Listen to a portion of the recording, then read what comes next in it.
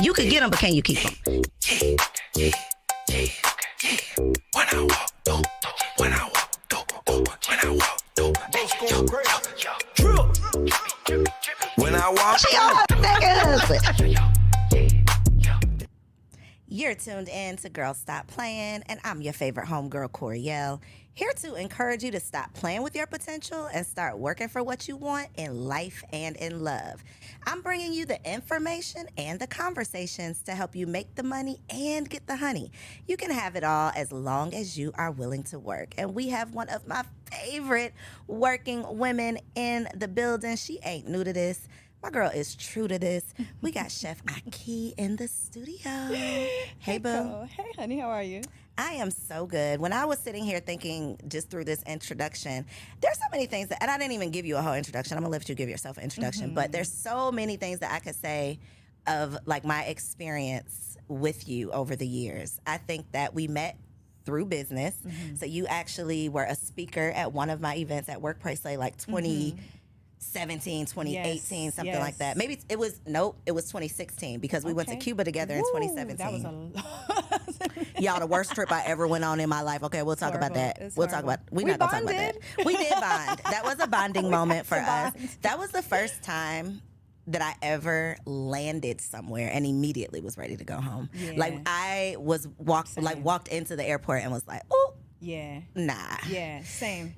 It was awful. And it didn't get better. It did not get better, girl. There was no upside to that trip. It was the ocean, the clean ocean that seemed like it hadn't been touched in 50 years was probably the best part. But yeah, no, it was very bad. Wasn't worth you know what though? It was definitely my fault because I brought it to you like, girl, let's go to Cuba. She did. I did. We got some cheap ass flights. It's her But fault. let me tell you why I ended up in Cuba. You know how I ended up there though? What? Them damn pictures. Everybody's photos, and y'all, this is what I thought. The old this is what you get for not doing your research. I saw everybody in the old school cars with all the colorful photos, and I'm thinking, ooh, that looks like so much fun. Not realizing that they're not in those cars for fun. yes, Those are their vehicles. they don't have a choice. They don't have a choice. It was like being in a time machine, like back Yes, to it the was. 50s. It was absolutely crazy. Post-war vibes everywhere. Very much so. Like the Y'all place don't know what's stopped. going on in the rest of the world. Yes. Y'all don't even realize how far behind you are. That was crazy. Yeah, and it really showed me the power that Americans have to just Cut your asses dismantle off. and control a country. Yeah. It's phenomenal. That's outrageous. Yeah. So let's start with the what's the word? Repatriation. Repatriation. Because I think Cuba very much so gives me like that to me is what I feel like my life would be like if I leave the United States. Understood. I think a lot of people have that idea as well. Am I wrong? You are wrong. Okay, help me. Get me You right. are wrong. So, to each his own when it comes to lifestyle, right? And I think that as Americans, we do get used to a lot of creature comforts. And for me, I really needed a balance because I do like my creature comforts, and there's certain things Girl, that what's I a just creature comfort? a creature comfort is just the all the little things. What we say are little, I'm sure they're huge to others. Girl, like hot water. And For example, most of my neighbors likely don't have a dryer. Instead, they Belize. dry their clothes outside. Yes, in Belize.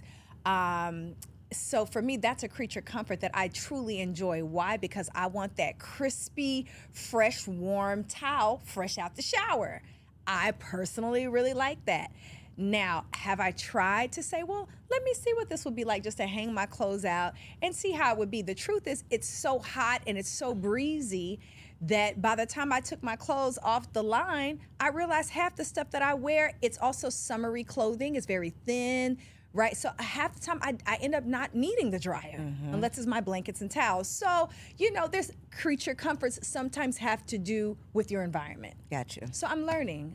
What's another something that we probably take for granted? Oh man, I could tell you so many things. I would say one of the things is that in a lot of countries, third world countries, the electricity will turn off randomly, okay? Now, in truth, it's nowhere near as bad where I am as I've heard it can be in certain countries in Africa, et cetera. Where I am in the 3 years that I've been in Belize, it's turned off maybe 3 times. How long is it staying off? And it's usually on an average maybe 10 minutes. Okay. So this is not extreme, but it is abrupt. And it is like, whoa, I was just into that Netflix movie. What just happened here? Well, and then we look outside and we see the whole town's dark and people are just go out on their porch and have a beer and wait for 10 minutes and go back in and start life. And it's become kind of fun to me when it happens. I'm like, oh, Let's just have it a party, happened block again. party outside. Oh, we just gotta relax. you know? Wow. So it's not huge, but it is different. Very different. Okay, what is the, and I feel like there's, when I think of this conversation, it's almost like the type of traveler that you are, because you know you got some type of travelers like me. I want to be on the resort, like unlimited. I'm like an unlimited, all-inclusive Yes. resort type of girl. I don't want to think Yes. about anything. I don't want to pay for anything extra. Everything's already covered. Let's just do it. That's me. Yep. Some travelers are more like adventure travelers, or they want to True. get out. They want to be with the locals. They want to like immerse Yes, themselves in the culture. I feel like you are probably more on the cultural side than the all-inclusive side. So for you, I assume that this was an easier transition. Because you are very much so, the retreats that you do, right? They're very much so, I think, because I have not personally been, but they seem like they're very immersed into nature. Like you're with the locals, you know, like you're doing all of these things. Well, I try to keep a really good balance because I understand who I'm serving. And I think that Black women, I must say, we are some of the pickiest. We are. When it comes like to what we just like. everything. We like what we like. And so I get it, you know, so I really try to serve them in that way and give them the best of both worlds. All of my retreats are at 5-star luxury resorts, period, point blank. I know for me, a big thing is sheets. Beds. If that bed's not soft and those sheets are not soft, I just cannot do it. I just can't do it. So I look for that, and then I try to kind of work with the resort to give my girls an immersive experience option. So maybe out of that 6 days, you know, we'll have one day where we do a jungle trail and we see something historical and we go to a waterfall and we can do all of our beautiful feminine rites, sacred rituals. Singing in the jungle. You know, That's what I say. I could be singing in the jungle, I baby. be singing in the jungle, honey. And so we do all of those things because that's the goal really of the S&W retreat, is to give women a place to heal outside of their natural environment. And sometimes to heal, we gotta get out of what we're used to. It might be a little uncomfortable, but it's not a lot of women that could say, I walked into the forest for a whole day by myself and just let God talk to me. Sometimes you need to take your ass and just go be quiet. Have you been to a, is it called a silent retreat? Have Yes, you been I to one have. of those? Yes, I have. How long did you do it? Yes, I have. I was at a silent retreat for 5 days. And I went because I was asked to serve at that retreat as a chef. Okay. So I was a silent chef. Okay. But they gave me they gave me the most beautiful room in this beautiful home. And it was overlooking the mountains, and I had a beautiful sun deck that I could tan on. And what we would do is when it was time to say any words at the end of the evening, there would be a bell. And we would hear the bell and we would know, okay, we're going to gather for dinner and we're going to say, this is how our day went in silence. And to be honest, it was the most absolutely peaceful and beautiful experience just for people to just shut up. Was so good for me. In theory, I feel like that would not be the worst thing ever, but 5 days. It seems like extreme. Is it like fasting? How like once you get through like the first day or day 2, it's like you got it. Is it like that? Like once you get through the initial. I think it depends on the kind of woman you are and where you are in your own evolution and journey, honestly, because for me at that time, there was a time in my life where I think it would have felt that way. But for me at the time, I was a new mom. I had had a crying, crazy baby. I was tired. I had so many books I wanted to read, so many things I wanted to write about. I'm a thinker. I'm a visionary. So for me, it was like, oh, good riddance. Great. Okay. Well, now I can get to what I really want to do, which is to write my life journey, my life plans. I get to read my favorite books. I get to tan in the sun. I get to hear all my favorite music. I get to write songs and sing to myself. I'm never bored. So for me, it was divine. It was good. It was good. Divine. Okay. So at your retreats, what are some of the return to yourself activities that you're doing with these ladies? Great question. So we have a day of silence on the retreat. And I feel like out of all the amazing things we do, it's one of the most impactful, because women just don't get a day of silence. Just not one damn day of silence.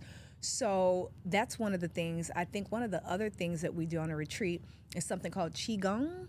And I teach Qigong to women to help them to do stress management, to get stress out of their bodies. What is it? What is Qigong? So Qigong basically just means it's life force energy that you're manipulating in the body through movement. So it's life force energy movement. So in these practices, you'll basically have very specific positioning, and through rooting into the ground, which is how I do it, getting them barefoot in the ground. I take them through a series of breathwork exercises and specific movements to target certain areas of the body to release pain and stress and anger. And you'll see some of this in the video clips that I promote these retreats.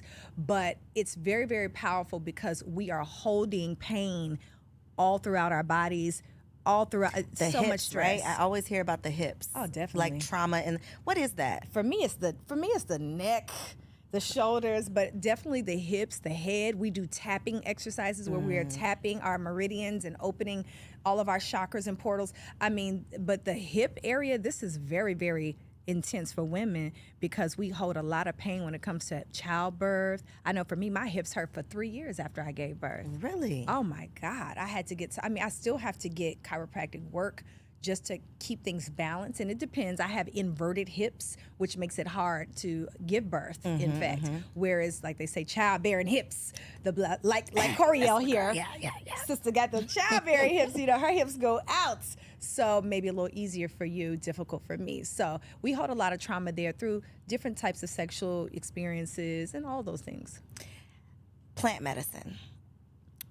Let's talk about it because the people are talking about it, but are they talking about it with the right people? There's a lot of misinformation out here on these internet streets. Yeah. And I can vouch for you, right? I think that's important. Let's talk about that too, having people on these platforms that you can't vouch for. Yeah. Okay, we can vouch for Aki. I know that you are not just out here doing something you heard about, right? There's certain things that you've experienced yourself personally several times over before you start introducing them publicly, right? So just talk briefly about what plant medicine is and maybe like some of the types of plant medicine for people who may be unfamiliar. Understood. So plant medicine, first of all, this is in what I would call ancient technology. This is indigenous technology. Indigenous people have been so openly and so divinely connected to nature in such a way that they were able to intuit certain plants to bring together that would create what we consider a psychedelic or spiritual experience. And in that experience, people are able to address many different things. They're able to address life traumas. They're able to address addiction. They're able to address all types of, PTSD, different types of pain, and fear. And this is something that has been very hidden for a long time, but it's certainly become popular, I would say, just in the last decade or so, more than ever. But these medicines, for me, what's so important is that not only are they sacred, but they can be very helpful as a healthy or natural replacement for some of the very harmful drugs that we are being told is going to help us to get over some of these things, but they're not addressing the root causes. It's pacifying the It's problem. very much pacifying the issue, right? So that to me was my interest. That's how I got involved with it, because I really wanted to understand not only how to address any residual hurt or pain that I may be carrying in this life or from the last life, but also I wanted to understand how I could help clients and help loved ones to start to heal themselves, because I worked with people that no matter what I taught them about, exercise, diet, they were not able to truly heal themselves. I don't care. I've worked with cancer patients. I've worked with people with sickle cell. I've had so many people that they had emotional trauma that they were holding on to. So I figured maybe through plant medicine, I could help them to overcome some of the mental, spiritual issues so we could help the body to heal. And I think that's the importance of even talking about these resources, I guess, these non-traditional or things that us culturally, because truly we are the originators of a lot of these things, but it's gotten lost over the years and through the generations, to the point where now so many people are like, this is witchcraft. This is, you know, all of these negative connotations when this was the original. Like, I know you didn't think that these pharmaceutical companies have been around for that long, right? So what do you think the medicine lady was doing? Absolutely. Like, what do you think people were doing before westernized whatever came along? Specifically for mental health. Because how much trauma have we all seen? You know, I'll speak specifically. My grandmother, for example, my grandmother was a nurse and a mother of 5. One of her children was special needs, and one of her children, her only son, was burned in a house fire, 85% of his body. Now, I'm a mother of a boy, you're a boy mom.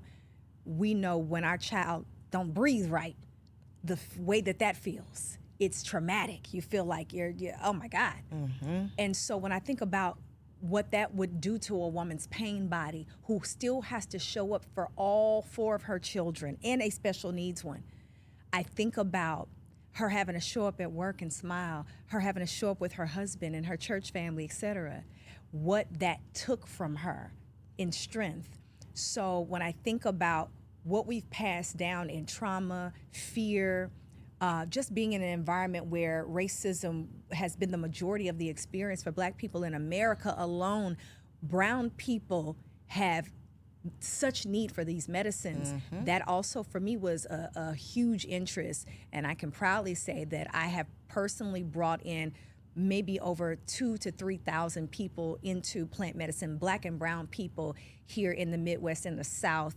I'm one of the first Black women, to bring plant medicine to the Black community. And it's such important, such necessary work that you're doing, and then having the conversation to educate people about it, because otherwise, you know, that little thing will pop up on Instagram, the fact checkers. That's what I feel like our lives have been full of, like those fact checkers that are trying to tell you something that they don't even know.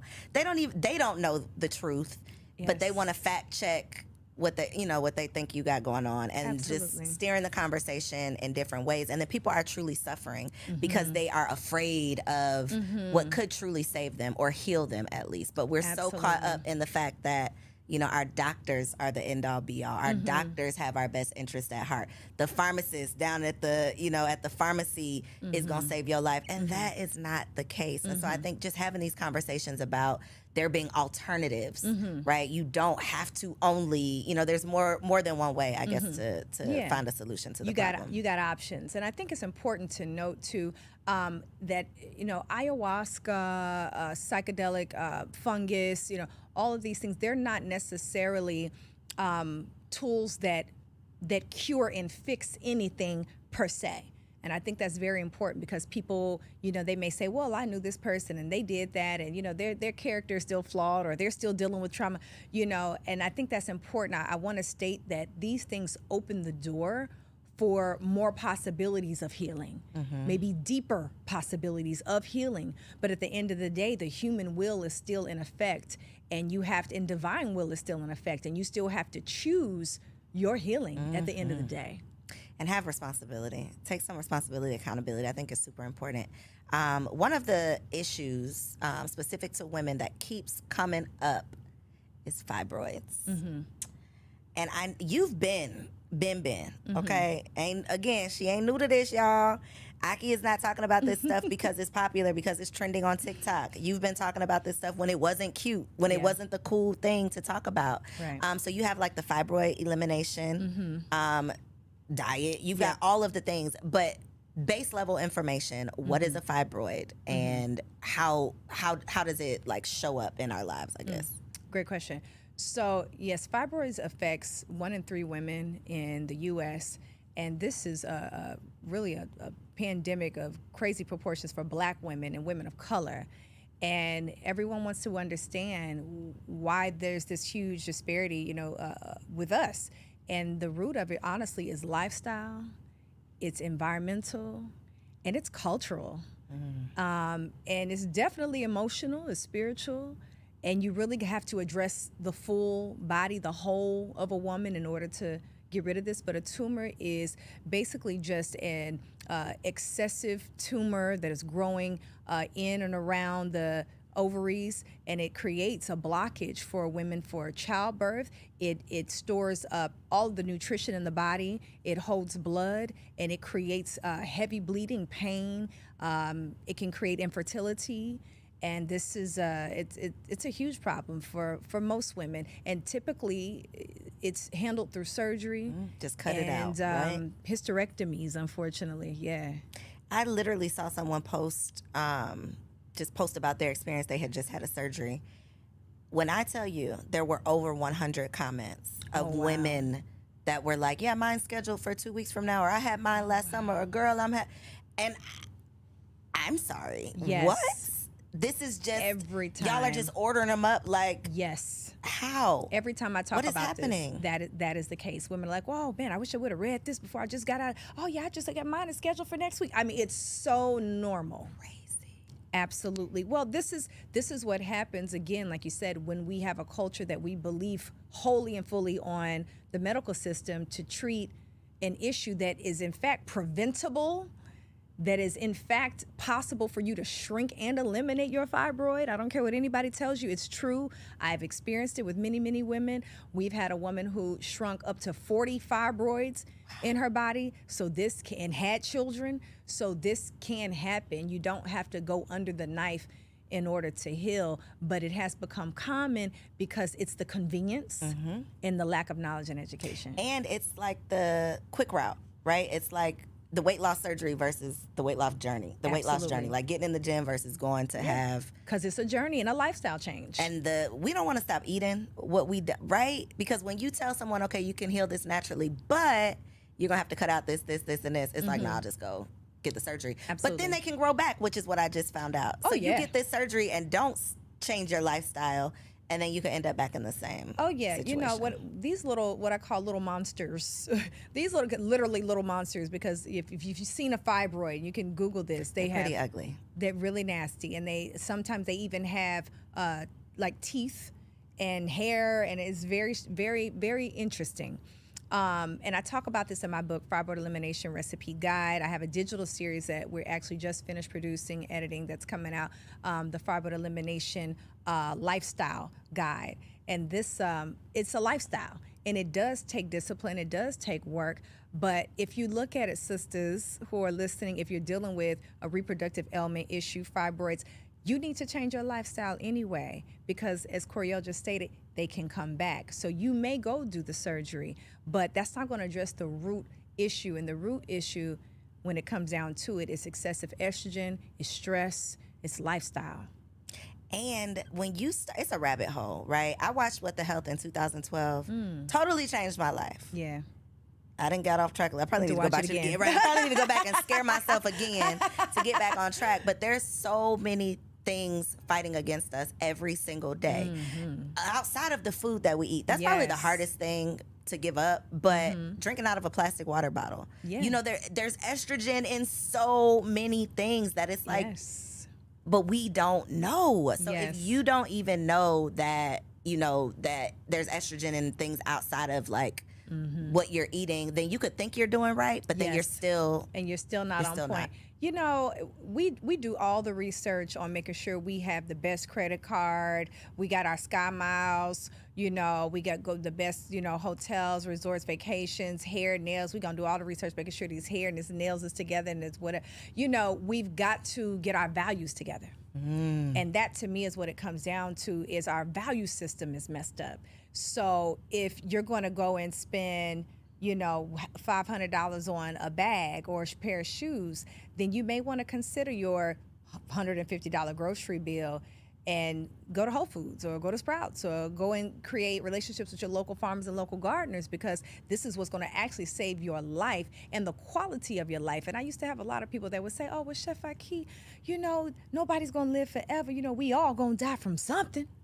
You know, and I would say, well, surely we know that, but I don't want nobody wiping my behind when I'm getting ready to get up out of here. I don't know about y'all. I don't want nobody trying to tell me what I need to do with my money, because now I'm senile because I have so much lead in my brain. I don't want to not be able to hold my grandbabies because my fingers don't work because they're curled from arthritis. I don't want to be in pain. I want to thrive throughout my life. And I got plenty to do. I have the big life to live, so I want the quality of my life. And I'm trying to be young, fine, and juicy for a long time, Come on, honey. fine and juicy. Yes. Fine and juicy for as long as we possibly can. It's funny that you said we got to get our values together, because that makes me think of the whole high value man, high value woman conversation. Come on. So I put up a post that was like, you know, if this high value man shows up in this way, he has all of the money, not that much time, and he gonna cheat on you.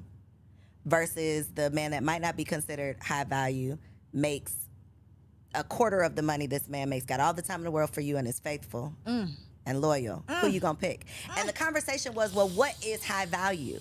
Because if you don't have no morals and values, how can you be a high value man?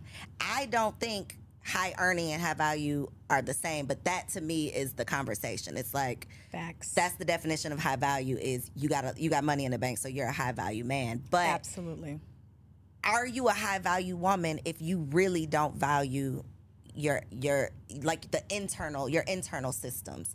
Are you high value if you are wearing, you know, you drip down to the socks, designer everything, but you don't care about your health, your wellness, your spirit is not right? Come on. How can you consider yourself high value? I think that the internet, Instagram, reality TV has just skewed our perception of like being a good person. Yes. Like that is valuable, being Very a good much. person. And I think, luckily, the frauds are starting to be exposed. I think we're starting to see like who's really good people and what are you valuing? Because you get to decide what is high value based on what you value. Absolutely. That's an amazing conversation that is necessary. This is something I wanted to touch on for a long time, because that was the first thought I had when I first saw our beloved brother who's passed away now, Kevin Samuels, rest in peace.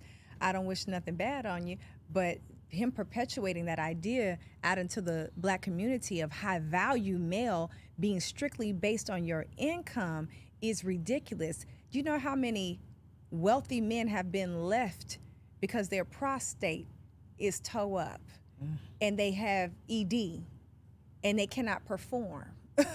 So she done ran off with half your money, high value brother, and she is giving the cookies to Pookie and Ray Ray, fresh out the county, okay? Because she is being satisfied, okay? So that conversation was always ridiculous to me as far as value is concerned, because we understand that the number one value is you gotta love God, and that's how I feel about it. And to me, loving God means, so we can address all the spooky people in the room. If y'all think I'm being spooky, I'm not referring to that. I'm saying love God, meaning you love truth, you love wisdom, you love integrity, you love high moral character. If it ain't about divine law, divine order, divine union, divine marriage, then we're not talking about nothing. You don't have no integrity. You don't have no value. You don't have no value to me. That part. So who has value to you these days, Aki? Is Aki single out in these streets? Let's talk about it. I am single. Aki said she want to talk about these niggas, so let's get into it.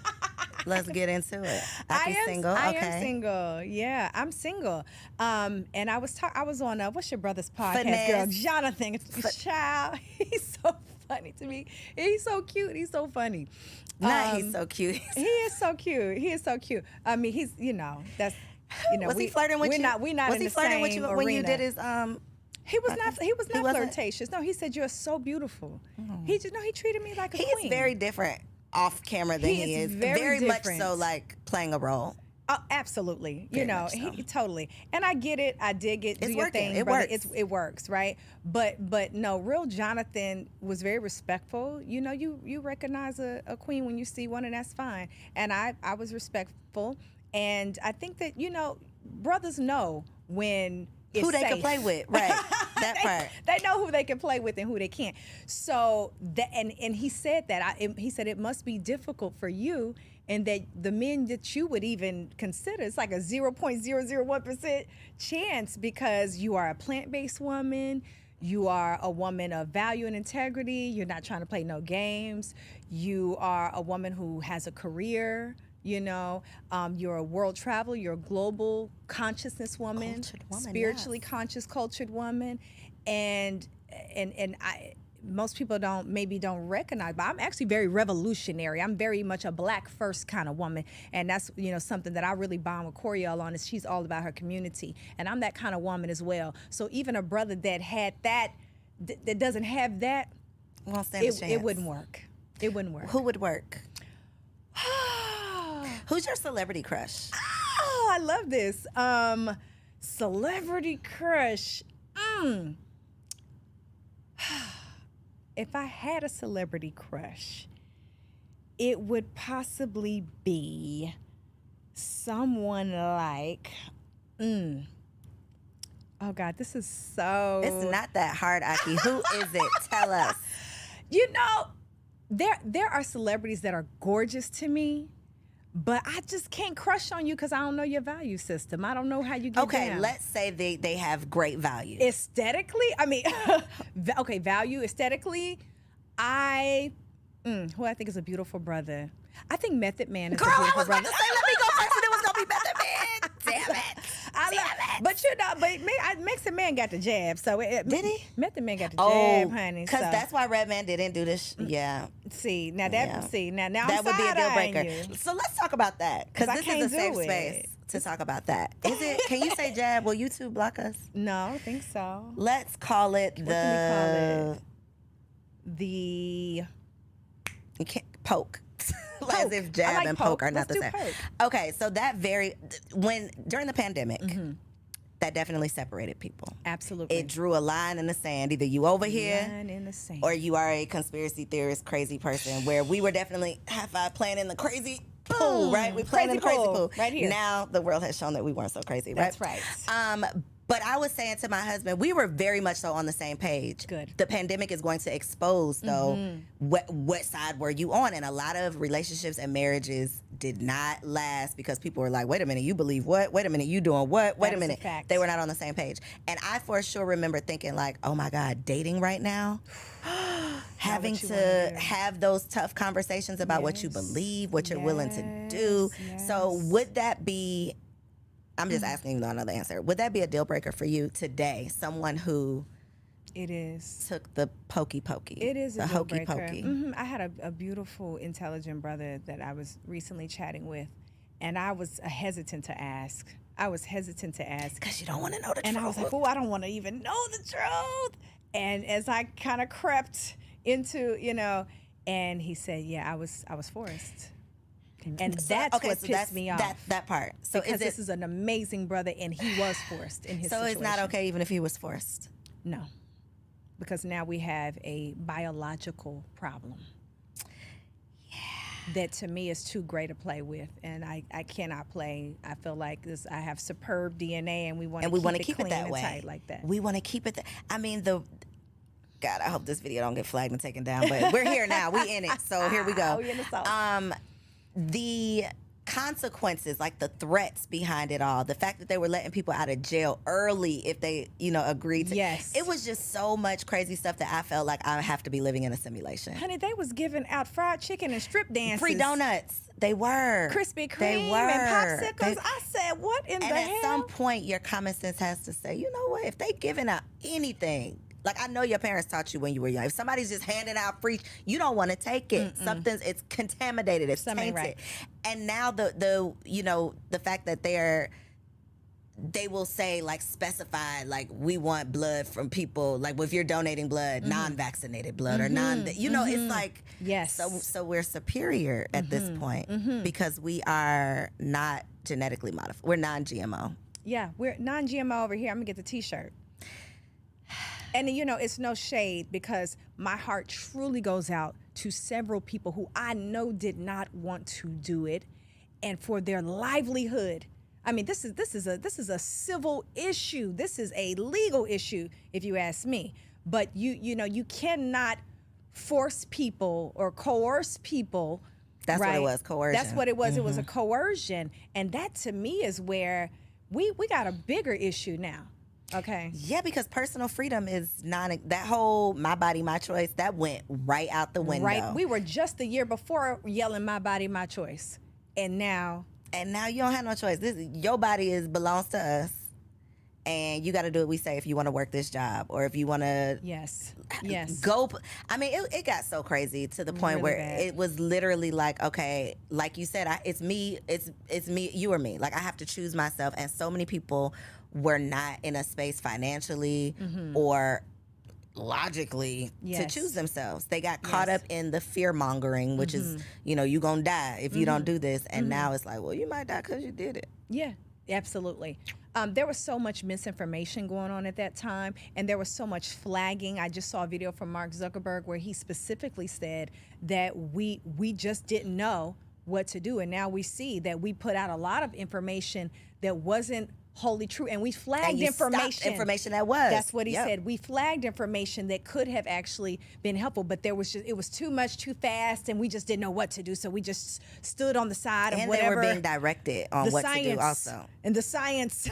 That part. That part. And so for me, my standard of life and personal code, because we got to have some personal code. Same way we got to have some values, we got to get on code, like my boy Tyreek say. We got to have some code. And for me, the code of the universe is that I trust nature first and foremost. I trust God. I trust Creator. The end. Now, everything else after that, if I'm in a situation where I done broke my knees and my legs and y'all going to have to sew me back together, we going to figure it out, and you ain't going to do it unless I get the jab, then I'm going to have the poke, then I'm going to have to make a different decision. But if in my full autonomy and health, I'm going to choose nature, and I'm going to take these herbs. I caught COVID 3 times. Did you? 3 times. My son twice. My mate twice. And I said, Aki, what are we gonna do? We better get our oregano oil, get our colloidal silver, get our quercetin, what we call the Z-stack, get that quercetin, get that vitamin C, get that vitamin D, get that zinc, and go through it. And I had toilet paper from one end of the house to the other until it was over. And I laid out in the sun every day, and I drank my vitamin C, and I did what I had to do. And it was not fun, but something was in the air. Because it was real. At first, I didn't think it was even real. Remember, we thought if we was black, we wasn't gonna get it. You ain't getting it yet. Yeah. But that theory went out. That theory went right out the door, because my chest was like, I was like, The crazy thing though is eventually was like, okay, you go get tested, you positive, but they still sending you home. There's still nothing to do. There's still no cure. There's no remedy, really. There's no remedy. So what are you going to do anyway? You're still going to get the oil of oregano. You're still going to get you a ginger shot. You're still going to try to figure it out because there's no solution. They're just taking note, I guess, of your positive status and sending you home. And that's with everything almost. And we always have to keep that in mind. People are so quick to go run to the doctor, but you don't have no real life plan about how you're going to heal yourself. And you're fully relying on someone else. I remember, and I think I told you, when my child was about 1, and my child's uncircumcised, okay? Y'all don't come for me. I got my reasons. And so he went to the... You see, I didn't say anything. My husband already talked to me. Go ahead. And there you have it. So now, my baby stayed with his family, and they didn't understand how to clean his penis properly. He was very young, and so he got an infection. And with this infection, honey, when I opened that diaper, it was like, oh my God, what is kind of alien infestation going on here? It was crazy. It freaked me out.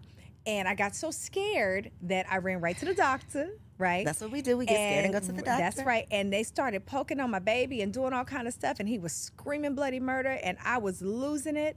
And they prescribed some medicine. I took this antibiotic. I went home. I gave him half of it. And I got a phone call a couple hours later, and they said, man, we're so sorry we gave you the wrong prescription.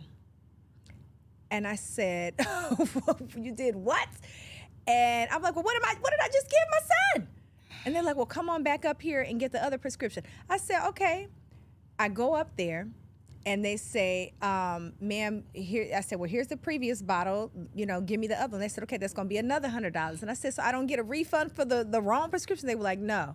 I said, you know what? Keep your bottle. The nerve of y'all. Keep your bottle. Thanks for the message. And I realized in that moment, Aki, you got this. This ain't nothing but a bacteria. You know what to do. And what did I do? I went home and got my herbs. I got everything I need. I made my little poultice, put it on my baby, and by the morning, his penis was just fine. He was back to normal. And right then I said, I cannot play both sides. I'm going to have to make a choice about, am I going to get freaked out and run to the doctor every time? And I got to rely on these people to potentially poison my child and make it worse than it was. That is the crazy. This whole medical malpractice. Like, if we really started doing research on the medical malpractice, the fact that these doctors are literally practicing, Yes. right, on you, with you, hoping that whatever they prescribe you is going to fix the problem. But we all know it's not going to actually fix the problem. It's going to pacify the problem and lead you to the next drug for them to prescribe. Yes. It's just this revolving door of foolishness because we're giving all of the responsibility, all of the power over to these people who are paid by pharmaceutical companies to prescribe these pills. Well, see, when you say that, you know, we in murky waters. You know what I'm saying, sister? We're in dangerous waters and dangerous territory when you talk like that, because this is what I experienced when I released my TED Talk, you know. And I was so excited to do my TED Talk. And I said, whoa, I'm going to make sure everybody sees this TED Talk. It's going to be the most amazing 17 minutes of indigenous wisdom and knowledge. And I put this TED Talk together, and, you know, they flagged it. They flagged it, and it went out. But on their page, they flagged it and took it down eventually. And that's because of this very conversation, that when we start talking about how we can help ourselves and heal ourselves, and we get into the history and the foundation of the medical system and what's at the root of it, this is, we have to learn to have autonomy in everything. That means our agricultural systems, our medical systems, our mental health systems, our spiritual systems, the way that we do relatedness, you know, how we do therapy and counseling for relationships and marriage, those systems. These are all systems of operating and code and value that we have to get back to, or we are fully leaving it up to chance. And this is why I love what our brother Dr. Umar video just went viral. I was coming around the block. I'm coming around the block because we talk a lot about this back and forth between men and women, specifically black men and women. I'm gonna say specifically because I don't know what white people are doing over in their world. Right. But it's a lot of back and forth on these podcasts specifically. It's like, well, the men should do this, the women need to do that. Crazy. And there's no commonality of us saying, okay, instead of fighting each other, let's fight the problem. Yes. Right? Let's come up with a solution so that we can pull our families back together, which is what's important to me. It's not, okay, well, men need to do this, women need to do that. What do we both need to do so that we can come together and fix the family, which is the root and the foundation of all of this other stuff, right? So recap or summarize the Dr. Umar clip. You know, I've never seen anything like this. I've never seen, and the world has never seen black men have the voice and the platform in this way that we're seeing today. And it's very powerful, and it's very important. And I really commend men for being so expressive. I really do. And I watch all the stuff. I'm one of those girls. I like my medicine strong. You know, if I am out of line, out of order, out of my feminine balance, and men got something to say about it, I'm tuned in. I'm like, okay, so what we doing wrong? What I need to, you know, because I want to master myself truly. And so, and I have work to do. We all do. And so I listen, and I've been hearing for them and trying to hear for their heart and their soul and what they truly are asking for from us. What's happened is that now it's turned into a, let's just beat these women into the ground, the red pill, and just make them, just humble them to such a degree that now there's shame and there's guilt and there's so much pain, because at the root, that woman is saying, I didn't know how to be or what to do because I didn't have a dad. I didn't have no structure and order. When I look around in my community, I don't see men really being masculine. These guys are my home girls almost, right? Literally right now. And so there's the messaging that we're getting from a lot of the male podcasters in this gender war that's ridiculous, but they're not bringing it home for us to heal together. And that is what Umar did today. And I'm so grateful. And in surmising, what he said was that at the end of the day, you can go back and forth all you want to with these women about the choices that she makes and how she shows up. But you, King, black man, are the leader of your community, if you are truly the man, the head, the masculine, the leader, then it's fully your responsibility to get your house in order. And the women and the children are your house. And the men attempted to say, well, it's not my responsibility. She went out and had them kids. I ain't got nothing to do with me. She got with Pookie and Ray Ray. And he said Pookie and Ray Ray should not exist. That part. Black man, because it don't matter what she did or who those kids belong to. These are all our children, and you are speaking individualism. And that, to me, is the cultural break that is at the root of the issue that Black Americans are having, because everybody else knows who they are. They know who they are, they know where they're going, and they're working together for the one goal as a whole. We are still stuck in individualism, where we want to get something for us and me and mines, and good luck to the rest of y'all. And we have to have a holistic vision for Black people as a nation and a community, or we will continue to see what we're seeing. That part. And I've said jokingly several times, like, I'm just basic Black, right? I can't go home to another place. I don't know the tribe that I come from. I don't have a family member off in Haiti that I don't have any of that, right? I don't know my lineage. And I think so many of us basic Black people who, this is all we know. If I can't name them, I don't know them, right? I don't have a family Bible that goes back 10 generations and I can pinpoint when they came here. I don't have all of that. And I think that is the root cause of a lot of what's missing in the Black community is we don't have a sense of community because we don't know. We don't have culture. Yeah. Black people, we talk culture, this, culture, that. We don't really have any culture. We've been dismantled. We don't have a language. We don't have not for real, right? We don't have a language. We don't have a religion that we know came from us, right? We know what was passed down to us from our oppressors. That's what we are repeating. And so I think because we don't have that sense of culture, we don't have a sense of community. Your kids are your kids. Good luck to y'all, but I'm taking care of what I need to take care of at my house versus thinking about this whole neighborhood as being my community. Or your kids are an extension of me because we're all a part of the same community. So what can I do to improve and enhance and add value back to everyone versus just feeling like I'm only responsible for mine? And I think in that clip specifically, he kind of humbled those men because it's like, well, how can you even claim to be a man if you're okay with any child going without? Because the men were basically saying, well, good luck. I'm going to go over here and create my own family, but, forget y'all. And it's like, well, how are you going to be the leader of a community when you don't actually care about the community? Absolutely. Great point.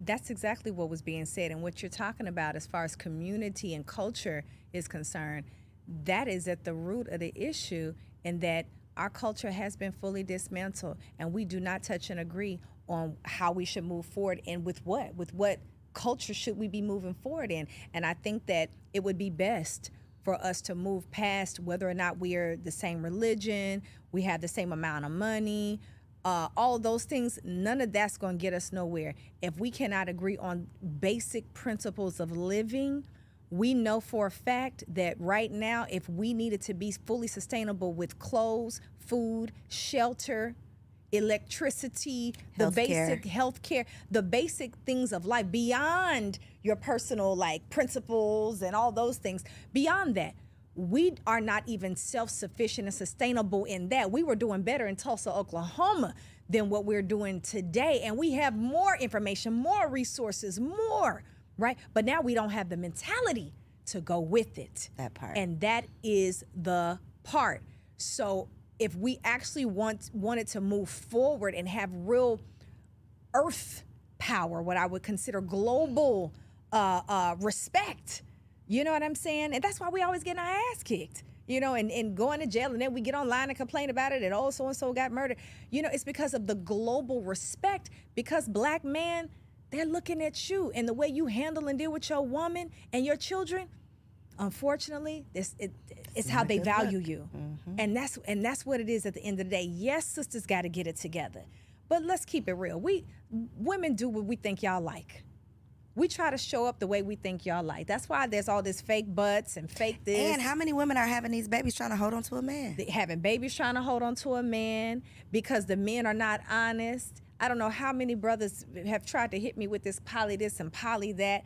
we're having this polyamorous conversation, but half of the men who are talking that, they have no elder counsel from any elder men who have that experience. How resources you don't know how to sustain. manage. You don't have the proper resources. Half the black men in America make $40,000 to $50,000 a year. Facts. So you don't have the resources to sustain that, right? And when you pull your penis out without protection, You don't have the resources. You have no more control over that seed. I thought the penis wasn't enough of the resources. No, you don't have any control over what the woman does with that seed, right? So if you're doing that, then this could go many ways. And at the end of the day, those children are going to be looking to you as an example of how to be. So how are you showing up? Because women are going to be open and receptive as our nature to whatever the love and the expression of that love that you are bringing to the table. Typically, we're just going to receive. We want your instruction. We want your direction. We want your leadership. But you got to be in tune with divine will. And that means it's including everybody. You don't just walk past a hungry child. That part. You don't walk past a child that's out of line. You help and talk to them and put them back in line. We're all one people. That's how the world sees us, and we have to start seeing ourselves that way.